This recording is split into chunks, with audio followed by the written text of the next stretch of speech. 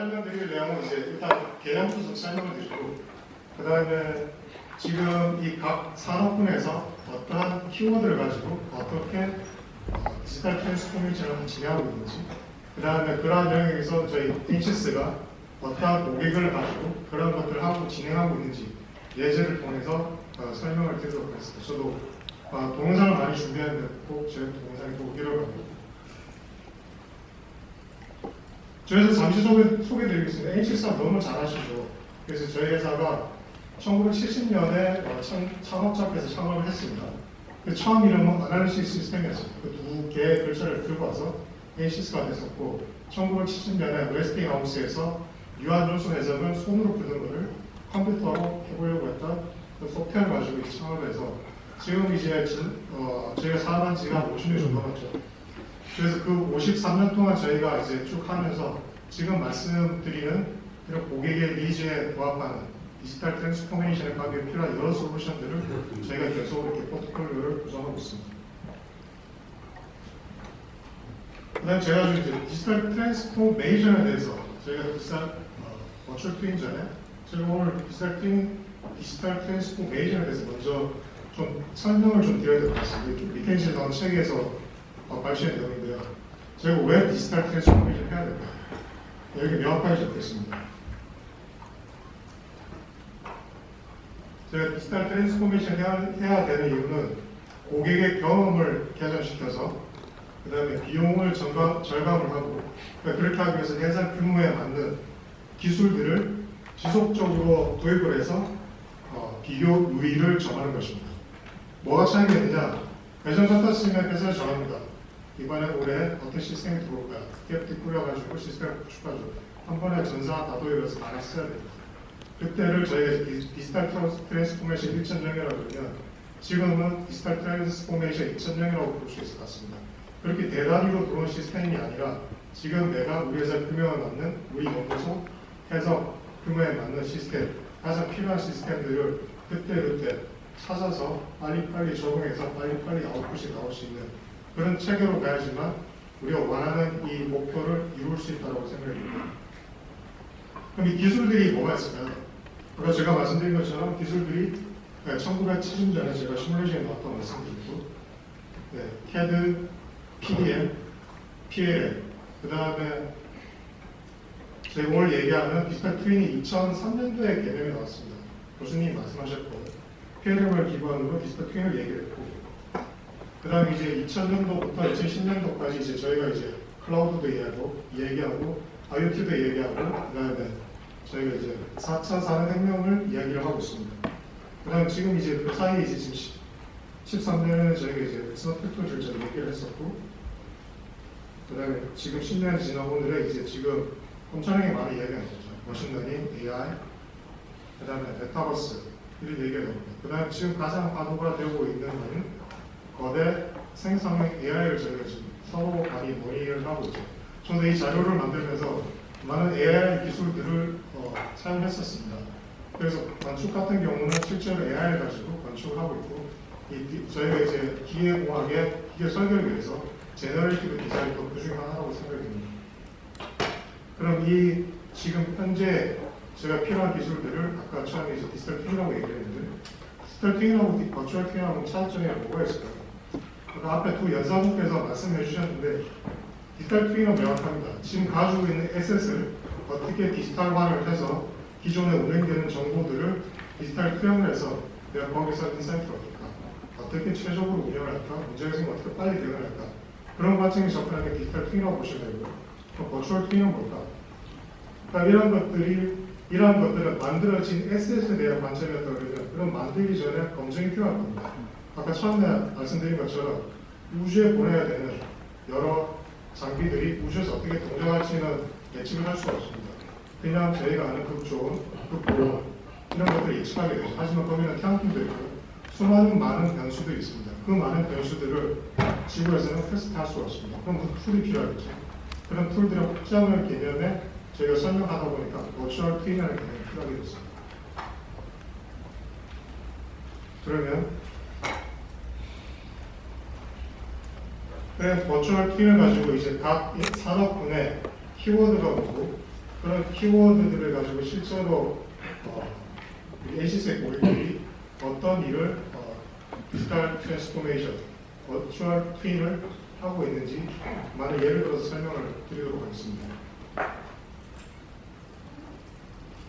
그다음 제가 이제 처음에 서두 말씀드린 저는 이제 시스템을 오랫동안 고객한테 컨설팅을 하고 딜리버를 했던 사람입니다. 그래서 이제 오늘 여기 들어오신 청중들께서는 실제로 생각해 이제 정말 그 방을 트랙하면서 시뮬레이션 하시는 분들도 계실 거고 그게 이제 매니저 레벨도 있으실 거라고 생각이 듭니다. 그래서 오늘 기조 연설이기 때문에 그러면 우리 회사가 이러한 시스템, 기술이라고 말씀드렸죠. 도입을 하려면 어떻게 적용을 시켜야 될까라는 고민이 분명히 있으실 겁니다. 하지만 이미 여러 시스템을 쓰고 있고 제가 말씀드린 것처럼 새로 내가 필요한 기술들을 그럼 어떻게 접목을 시킬 건가 되게 복잡하시죠. 그런 것들을 어떻게 해야 되는지 그 고민들을 제가 설명을 드리도록 하겠습니다. 그래서 왼쪽에서 오른쪽으로 이제 업무가 쭉 진행된다고 그러고 거기에 각각의 필요한 요소 기술들, 버추얼 트윈의 요소 기술들을 저희 NC 제품군으로 쭉 설명을 드렸습니다. 그래서 이전에 여러분들께도 말씀을 해주셨는데요. MBSE 개념의 시스템을 설계를 할 수 있어야지만 이후에 생산, 그 다음에 운영, 메인터넌스 여기에 문제점들을 완벽하게 추적해서 문제를 해결할 수가 있습니다. 그래서 거기에 필요한 여러 가지 요소 기술들이 여러분들이 잘 아시는 이제 멀티6도 있을 거고 거기에 필요한 이제 소재들, 관련된 내용들도 있을 거고 그렇게 만들어진 해석 관련된 데이터들을 관리하는 시스템도 필요할 겁니다. 그럼 이러한 것들이 그러면 우리가 갖고 있는 에셋 기준으로는 그럼 어떻게 적용해야 될까? 그래서 요구사항이 들어오고 그 요구사항에 맞도록 시스템을 꾸리고 그 시스템이 잘 되는지 다시 확인하고 거기에 맞도록 엔지니어링 스펙으로 내려온 시스템의 상세 스텝을 가지고 설계를 해야 되고 그런 것들이 제대로 되었는지 확인해야 되고 최종 이상이 없다 그러면 내가 만든 제품이 실제로 우리가 갖고 있는 에셋, 설비들을 가지고 실제로 만들어낼 수 있는지 다 확인해야 되고 그런 이후에 실제로 이제 트위닝을 해보는 거죠. 그래서 저희가 갖고 있는 솔루션 트윈 빌더를 가지고 이렇게 밑에 실제 돌아갈 에셋들의 정보들을 트윈화해서 거기서 인사이트를 받아서 다시 운전 조건에다 반영할 수 있는 체계를 구성할 수 있도록 되겠습니다. 하지만 제가 여기에서 이 장편의 핵심은 저희가 다 가지고 있다 이런 메시지는 아니고 밑에 보시면 적혀 있습니다. NCS는 여러분들이 필요한 모든 솔루션을 가지고 있지만 여러분들의 기호에 따라서 이미 구성되어 있는 시스템들이 있을 겁니다. 그러한 시스템들하고 어떻게 연결해서 잘 전체 시스템을 꾸밀 수 있는지 그런 확장성, 그 다음에 오픈성 이 답도된 시스템이라고 보시면 될 것 같습니다. 그 다음에 이제 그럼 버추얼 트윈 모델링을 어떻게 해야 되느냐 이제 많은 고민이 있을 겁니다. 제가 만나는 고객들이 크게 두 부류로 갈려 있습니다. 하나는 이런 시뮬레이션 기반의 도메인 난리지가 필요한 접근하는 분이 계시고 모델을 만드시는 분이 계시고 또 한 분들은 이런 빅데이터, AI 운전되는 데이터들을 무조건 쌓고 나중에 이 데이터를 가지고 머신러닝, AI를 통해서 인사이트를 얻고자 하는 회사들 크게 두 가지 회사들이 있습니다. 그 두 가지의 어프로치가 뭐가 좋다 나쁘다를 논하기 전에 이 두 가지가 합쳐졌을 때 가장 좋은 결과를 만들 수 있다라고 말씀을 드릴 수 있을 것 같습니다. 저희도 NCS 역시도 이런 하이브리드 트윈 개념을 적용시키고 있고 여러분들이 잘 알고 있는 도메인 난리지 가지고 어떤 시뮬레이션을 처음에 진행을 하고 그 시뮬레이션을 통해서 만드는 제품들이 실제로 현장에 디플로이 되거나 판매된 이후에 운행이 되어서 들어온 데이터들을 다시 수집해서 거기서 다시 인사이트를 받은 것들을 도메인 난리지가 있는 시뮬레이션하고 서로 상호 보완해서 좀 더 간단하고 에큐리시가 높은 해석 결과들을 가지고 여러분들이 원하는 제품을 만들다거나 여러분들이 원하는 공정 조건들을 찾아낼 수 있도록 되어 있습니다. 이제 사례 위주로 설명을 드리겠습니다. 지금 제가 원래는 지금 끝나야 될 시간인데 제가 이제 제일 힘든 밥 먹기 직전에 세션이라서 여러분들 지금 표정이 많이 안 좋습니다. 그래서 최대한 빨리 저희가 갖고 있는 레퍼런스를 설명을 드리고 저는 오늘 여기서 보시면 이제 NCS가 저런 거 하는구나, 저런 일을 해, 저건 내가 고민하는 건데 그런 생각을 가지고 보신 것들의 인사이트가 있으시면 언제든지 오늘 저희 직원들이 많이 있습니다. 저 사람이 설명해 주시면 좋을 것 같아 라고 해주시면 되게 좋을 것 같습니다. 그래서 보시면 저희가 포르쉐하고 이 포뮬러 저희가 같이 하고 있습니다. 뭘 같이 하고 있느냐, 이 포뮬러에 들어간 포르쉐 머신에 대한 시스템을 저희가 같이 설명했었습니다. 아시겠지만 오늘 이제 세션도 있는 것 같은데 배터리 시스템이 대단히 복잡합니다. 그 배터리 시스템, 특히 열을 관리를 잘해야 되고, 그 열을 관리하기 위해서는 팩, 모듈 이런 것들도 다 알고 있어야지만 이러한 제어를 할 수가 있습니다. 그렇기 위해서 저희가 이제 포르쉐와 저희랑 같이 손을 잡고 이러한 부분의 솔루션을 같이 만들어서 저희가 같이 지금 작업을 하고 있고, 좀 더 상세하게 들어가보면 이제 이건 포르쉐의 자료입니다. 그래서 들어가면 이제 색깔로 다 이제 파일들이 다 처리가 되어 있습니다. 왜냐하면 이게 다 내전으로 보시는 이제 정보가 있기 때문에 포르쉐를 다 이렇게 색깔로 칠한 것 같더라고요. 여기서 말씀드린 내용은 저희가 어떤 일을 했다라기보다는 시스템 레벨에서 어떻게 문제를 같이 풀 건가, 시스템에 들어가는 부품에 대해서 어떤 문제점을 어떻게 풀 건가, 이런 작업들을 같이 했다라고 보시면 좋을 것 같고요.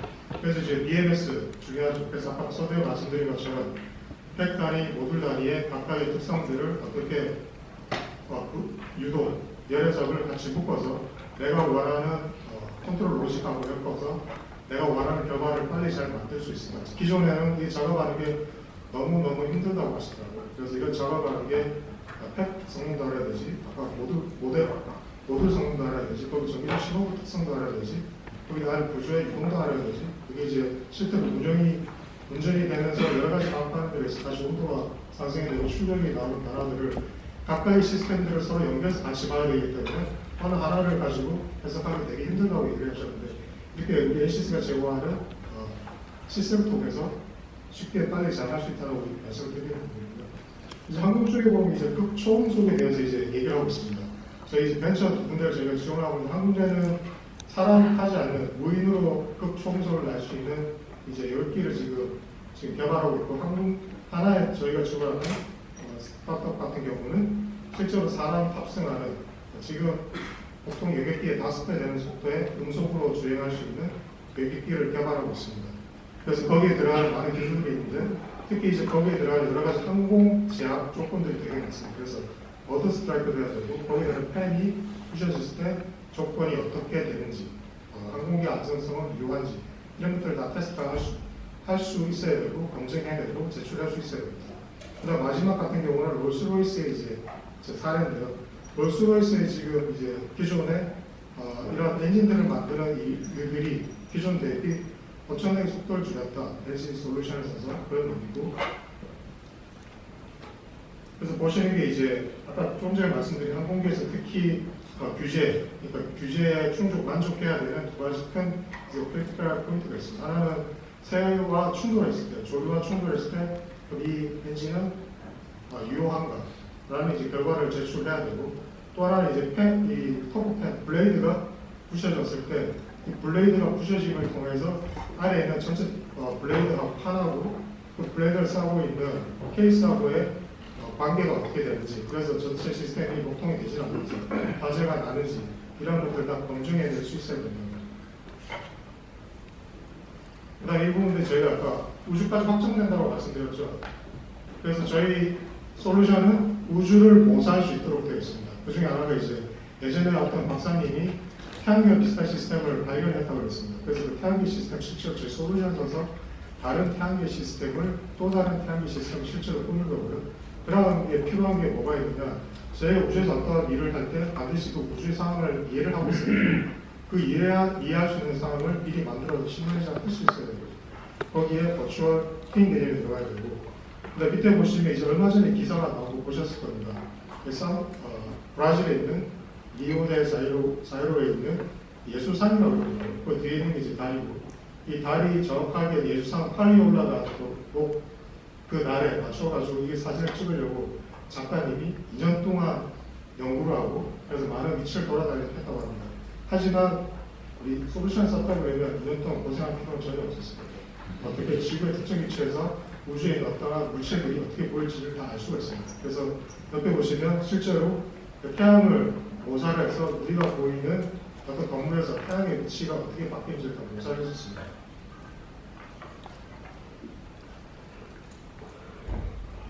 그다음 좀 더 복잡한 얘기입니다. 이런 지금 보시면 이제 이건 방어 체계, 국방의 방어 체계입니다.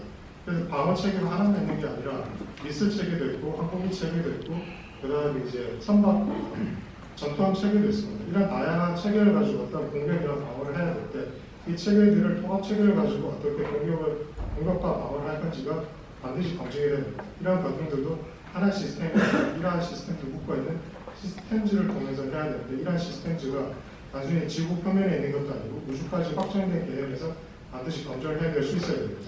그럴 때 저희 잠깐 말씀드린 에이시스가 제공하는 버추얼 트윈 환경에서 이러한 것들을 모두 다 올려놓고 에셋들을 그래서 내가 원하는 결과를 가지고 테스트할 수 있게 됩니다. 그건 또 아직 이제 의료기기 쪽입니다. 그래서 대동맥류에 이제 질환이 있을 때 이제 어떻게 대처해야 될지, 이걸 수술해야 될지 말아야 될지 이런 것들을 예전에는 보신 바와 같이 오른쪽 상단에 있는 대동맥 형성을 보고 수술할지 말지를 결정했다고 합니다. 하지만 이제 그렇게 하다 보니까 무조건 수술해야 되는 거죠. 실제로는 터지지 않을 수도 있는데 하지만 터졌다고 그러면 반드시 4시간 안에는 수술을 해야 된다고 얘기하더라고요. 하지만 그러한 건 리스크가 상당히 큰 수술이라 그냥 수술을 할지 말지를 단순히 사이즈로만 수술을 결정하는 게 아니라 그런 것들을 3D로 모자르해서 제시가 갖고 있는 우주이동, 그 다음에 사람의 전자기를 같이 넣어서 해석을 해서 이렇게 똑같이 모자르해서 실제로 3D로 비주얼라이제이션까지 해서 실제로 이게 문제가 될 건지 말 건지 확인해서 수술을 할 건지 말 건지를 결정하는 그런 상태까지 이제 의료 쪽에 버추얼 트윈이 같다라고 보시면 될 것 같고 그러나 여러분들이 또 하나 좀 고민하실 겁니다. 제가 이제 요 앞에 여자분들께서 이제 좋은 말씀 많이 해주셨는데 실제로 개발할 때 보면 여러분들이 개발에 집중도 하시겠지만 실제로 내가 구조적으로 안정적이고 다 이상이 없었는데 어떤 소재를 써서 발생이 벌어지는 게 되게 많으시고 그래서 특히 소재를 써자라고 말씀드렸는데 그 소재를 사용함으로써 벌어지는 많은 일들 사용하면 되는 소재인지 그다음에 그 소재 안에 탄소가 얼마큼 들어가는지 유해 물질이 얼마큼 들어가는지 그러한 내가 구조적인 설계 유해 다른 부분과 되게 많습니다. 그런 것들을 해결할 수 있는 머티리얼 관련된 솔루션 그다음 내가 특정한 머티리얼을 개발하고 있다 그런 머티리얼들을 관리할 수 있는 솔루션이 들어보시면 될 것 같아요. 그 다음 이건 이제 기후 관련된 저희가 스타트업 프라이드 컨트롤이라는 회사를 저희가 지원하고 그다음에 실제로 이제 상업 운전하고 있는 제 사이트입니다. 그래서 실제로 이 엄청나게 큰 포집 시스템입니다. 탄소 포집. 공중에 떠다니는 공기를 빨아들여가지고 탄소를 포집해서 지하 깊숙한 곳에 탄소를 묻겠다는 거예요. 처음에 이건 되게 누가 이게 가능하냐, 얼마큼 많은 팬들을 설치해야 되느냐 라고 이제 질문을 많이 주시는데 그런 것들을 떠나서 어떻게 포집을 해서 지하에 저장되는 이런 메커니즘의 시스템을 만들 건지를 저희가 같이 공유해서 실제 시스템을 구현했다는 거죠. 그 다음에 이제 그럼 이제 오늘 아까 제가 제일 마지막에 말씀드린 이제 생성형 AI 그럼 해시스도 그런 일을 하냐고 이제 물어보신 분들이 되게 많아가지고 제가 이제 example로 놨습니다. 그래서 해시스는 AI를 가지고 시뮬레이션을 보다 더 효율적으로 하려고 하는 노력들을 많이 하고 있습니다. 하지만 아시겠지만 두 개 상용 추이가 나고 있습니다. 피델리티를 높이거나 결과 액큐리시를 높이려고 그러면 당연히 리소스가 많이 필요하고 시간이 많이 걸립니다. 그 다음에 원하는 결과를 많이 테스트를 하려고 하면 시간이 당연히 많이 걸립니다. 그런 것들을 어떻게 AI에 대해서 지금 갖고 있는 큰 4가지의 시뮬레이션 사가 갖고 있는 고민들을 AI를 통해서 해결하려고 노력을 하고 있습니다.